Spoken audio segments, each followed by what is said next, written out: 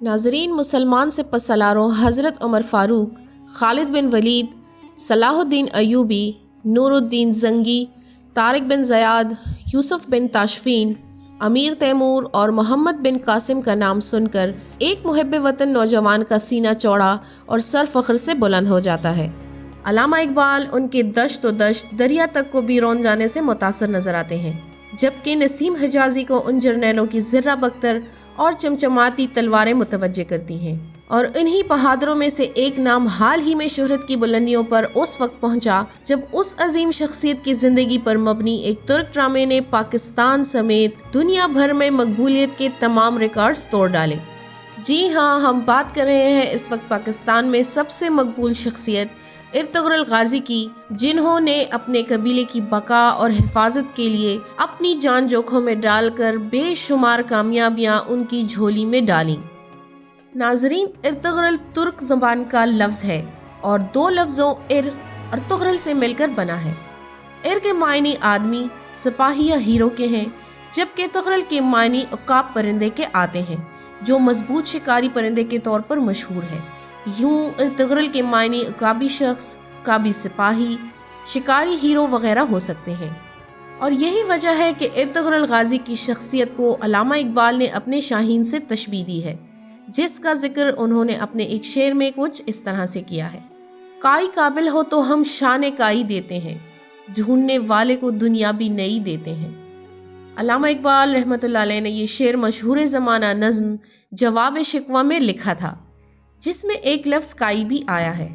اس لفظ کو بعض دفعہ کائی بھی کہا جاتا ہے، مگر تلفظ، لہجے یا ادائیگی کے لحاظ سے یہ دونوں الفاظ درست ہیں۔ دراصل یہ ارطغرل غازی کے جد امجد اوغوث کے 12 بیٹوں میں سے ایک ہے، جس کے نام سے کائی قبیلہ چلا، اور نسلوں بعد اس میں سلیمان شاہ رحمۃ اللہ علیہ کے گھر ارطغرل غازی رحمۃ اللہ علیہ پیدا ہوئے، جنہوں نے سلطنت عثمانیہ اور موجودہ ترکی کی بنیاد رکھی، اور ان کے بیٹے عثمان رحمۃ اللہ علیہ اور پھر ان کی اولاد نے دنیا کے 3 بر اعظموں پر محیط ایک بہت بڑی سلطنت قائم کی، جو مسلمانوں کی تاریخ کی سب سے بڑی، سب سے طاقتور سلطنت بنی، اور جس کا سکہ 600 سال تک اقوام عالم پر چلتا رہا، اور اسلام اپنی پوری آب و تاب سے دنیا پر اپنی نور کی کرنیں بکھیرتا رہا۔ فارسی زبان میں ارطغرل کے معنی ہے طاقتور پنجوں والا، مضبوط، جری، دلیر، جسے اردو میں شاہین کہا جاتا ہے۔ علامہ اقبال رحمۃ اللہ علیہ نے اپنی شاعری میں جس شاہین کا ذکر جا بجا کیا ہے اور امت مسلمہ کے نوجوانوں کو شاہین بننے کی ترغیب دی ہے، وہ شاہین ارطغرل غازی ہی ہے۔ علامہ اقبال نے ہمیشہ ارطغرل غازی کو مسلمان نوجوانوں کا آئیڈیل کے طور پر پیش کیا ہے، مسلمان نوجوانوں کے آئیڈیل کے طور پر پیش کیا ہے، جیسا کہ ایک اور شعر میں وہ فرماتے ہیں: نہیں تیرا نشیمن قصر سلطانی کے گنبد پر، تو شاہی ہے بسیرا کر پہاڑوں کی چٹانوں پر۔ علامہ اقبال کا یہ مشہور شعر بھی دراصل ارطغرل غازی کی ذات سے متعلق ہے۔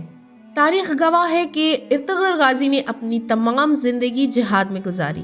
انہوں نے بہت سے قلعے فتح کیے، بازار اور بستیاں فتح کی، لیکن کبھی بھی اپنی رہائش پتھر کے مکانوں میں نہیں کی، بلکہ بھیڑ کی کھال، اون اور لکڑی سے بنے خیموں میں ہی زندگی بسر کی، اور ساری زندگی جہاد میں گزاری۔ وہ کئی ماہ تک گھر سے باہر جنگلوں، پہاڑوں اور میدانوں میں رہے، اور جب تک زندہ رہے آپ کے قبیلے نے بھی خیموں کو ترک نہیں کیا۔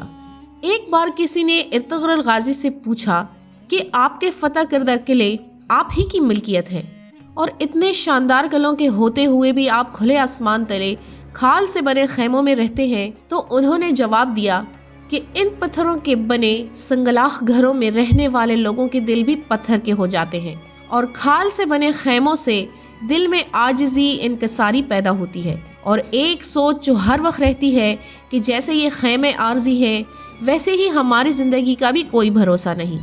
اس لیے جب تک زندگی کی مہلت ہے، اللہ کی مخلوق کو ایک نظام انصاف مہیا کرنے کے لیے جد و جہد کرنی چاہیے، اور جیسے یہ خیمے جب چاہیں اکھاڑ کے ہجرت کر لی جاتی ہے، ایسے ہی اس دنیا کو چھوڑ کر جاتے ہوئے پیچھے مڑ کر دیکھنے کی ضرورت پیش نہیں آئے گی۔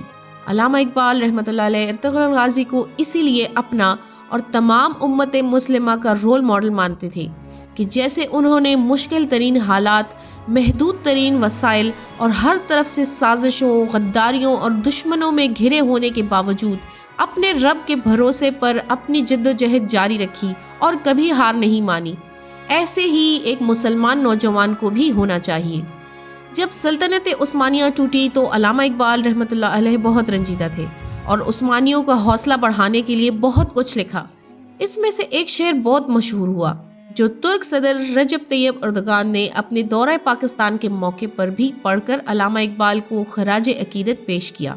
وہ شعر کچھ یوں ہے: عثمانیوں پہ کوہ گراں ٹوٹا تو کیا غم ہے، ہزار انجم سے ہوتی ہے نوید سحر پیدا۔ ترکی کے عوام آج بھی علامہ اقبال سے بہت عقیدت رکھتے ہیں اور ان کی شاعری بالخصوص جو ترکوں کی حوصلہ افزائی کے لیے انہوں نے کی اس کی بہت زیادہ قدر کرتے ہیں۔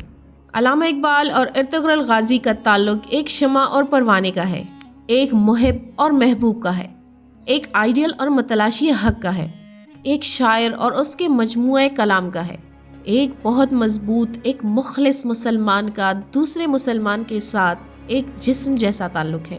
جب تک دنیا ہے یہ تعلق نہیں ٹوٹ سکتا۔ امید ہے کہ اقبال کے شاہینوں کو ارطغرل غازی کی زندگی سے مقصد کی بلندی اور اس کے حصول کے لیے مشکلات کا سامنا کرنے کی ترغیب ملے گی تاکہ مسلمان امت اپنے کھویا ہوا وقار دوبارہ حاصل کر سکیں۔ آج کے لیے اتنا ہی۔ امید ہے کہ آپ کو یہ ویڈیو پسند آئی ہوگی۔ پسند آنے کی صورت میں اس کو لائک کیجیے گا، اپنے فرینڈس کے ساتھ بھی شیئر کیجیے گا۔ ملتے ہیں آپ سے ایک اور اچھے سے ٹاپک کے ساتھ، تب تک کے لیے اپنا ڈھیر سارا خیال رکھیے گا۔ اللہ حافظ۔